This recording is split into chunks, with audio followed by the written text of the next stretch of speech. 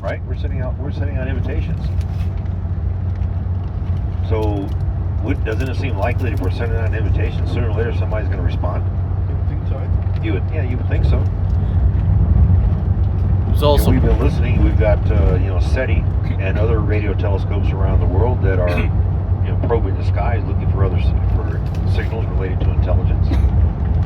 So why then would we be surprised if someone responds?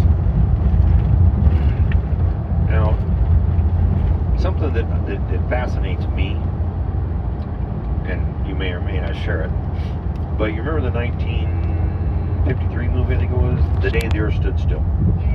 Michael Rennie as Klaatu lands in a saucer-shaped craft at a baseball field in Washington, D.C. He comes out, and one of the first things that happen is a nervous soldier shoots him because he reached into his silver suit to pull something out, which he later said was a translation device. And right after he gets shot, this big robot comes out of the ship also, and Klaatu tells him to stand down. And at the end of the movie, we find out that the reason Klaatu has come to Earth is to deliver a message. The message being, we've been watching you. We see what kind of a people you are. We see that you're violent amongst yourselves. You provoke wars amongst yourselves. You're developing new and more powerful weapons, technologies to destroy each other. And as far as we're concerned, that's your business. But if you bring that out into space, then these guys right here, these robots, have been empowered to take you out. It's that simple. If you want to come out here, you're going to do it in a peaceful way, or these guys are going to end you. You remember that? Yeah. Okay, so at least in that context, we're talking about an extraterrestrial intelligence that's actually watching our behavior to see what we're going to do, or what we might do, or what our tendencies are, because it may affect them. Again, I hate to do this, but going back to Star Trek, okay, in the movie Star Trek First Contact, the Vulcans don't make contact with humans until humans develop warp technology. Okay, they realize, okay, humanity has now progressed to the point that we think that by introducing ourselves to them, that they are now capable of accepting us to some degree. So, might that be happening now? If there is, let's say, not necessarily interdimensional, but extraterrestrial intelligence, might they be observing us to see what we do or what we become?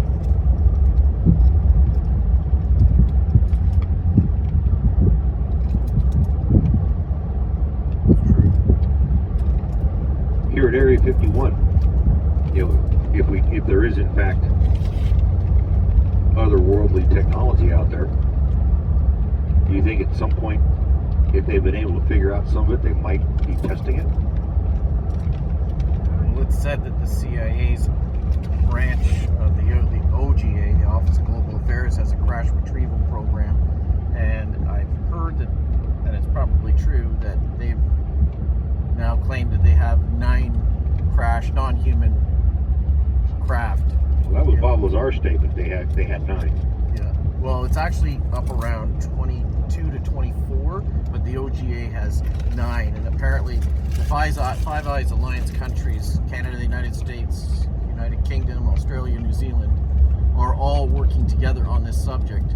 And NASA tracks incoming objects from space, and they say the one that came down in Mexico, they call them ahead of time, tracking the trajectory, saying there's an object coming in, you need to meet it at approximately this location. They retrieved it, and they didn't know what to do with it, so they gifted it back to the States. So the numbers are climbing. There's actually a craft so big, reported by George Knapp and Ross Coulthart. They have, journalists access to information. I guess they supposedly let slip, but there's a craft so large on Earth that they couldn't move it, so they had to put a building on top of it to hide it. And it's my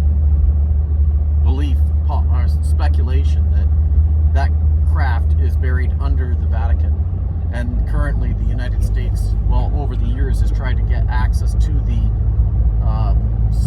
supposed 50 miles of shelving underneath the Vatican that has ancient knowledge to the subject we're talking about. That I haven't heard. That's new. Australian journalist Ross Coulthart spoke about this craft that was so large they had to hide it with a building because they couldn't move it. And George Knapp knows about it, and Jeremy Corbell. Okay.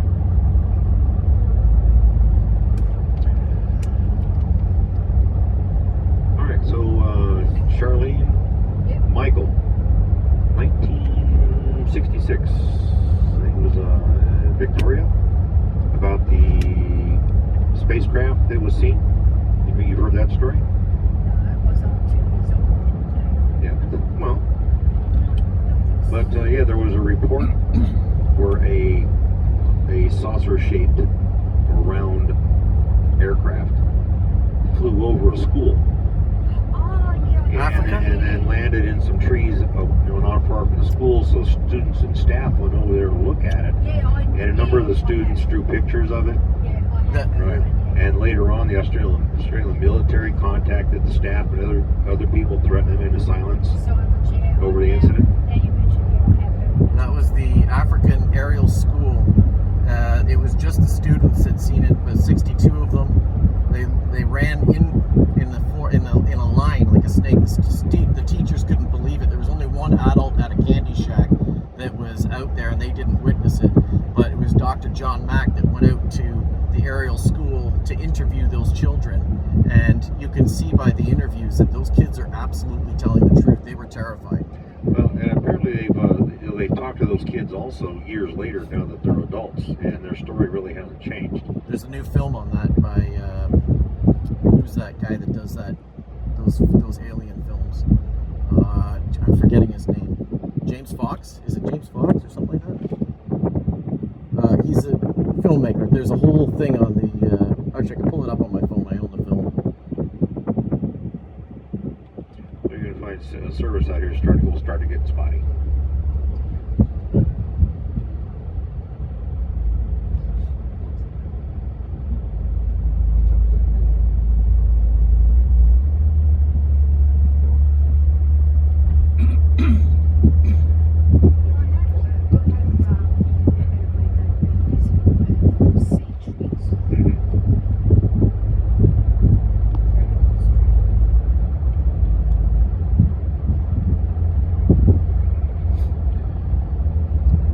The description of the beings the children saw, that the children said, was that they were the grays, the short grays, tight black suits.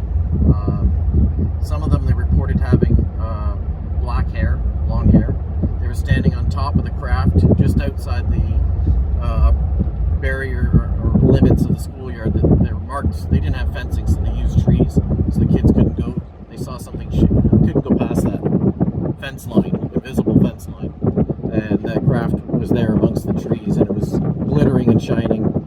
And then they said as these beings started moving, they would disappear and reappear like they were running in slow motion, but it was like time slowed down, and they said their heartbeats would go faster. The kids' heartbeat reported their heartbeat going faster. That they got a telepathic message that we shouldn't get as the word, not a real word, but the kid said too technologed. And I don't know if that's the messaging, but they're certainly, as David Rush stated, I believe they're now, and I've spent years looking at it, 35 years, I believe they're now interdimensional.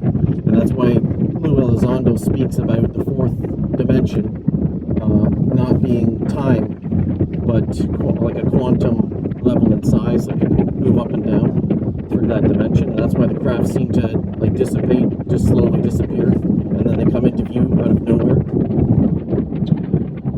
All right, right in front of us, the road splits, so Highway 318 goes off to the north, and Highway 375, also called the extraterrestrial highway, heads off toward the west, heading west on ET Highway.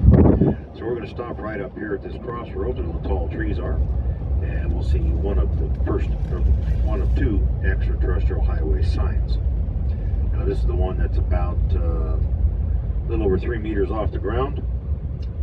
Has quite a few stickers on it, despite the state's attempt to prevent that from happening by placing the sign rather high. And guess what? Where there's a will, there's a way.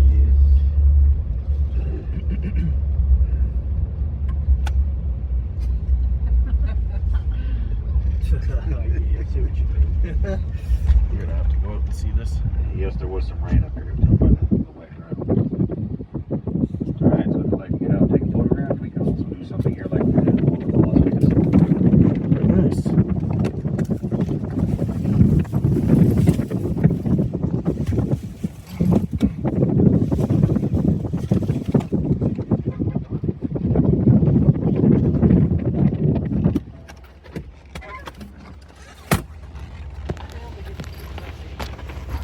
Well, as you said, when there's a river, you can't have a light on. Right. That's Nesbitt Lake over there, another one of the natural lakes here in Pahranagat. Beautiful.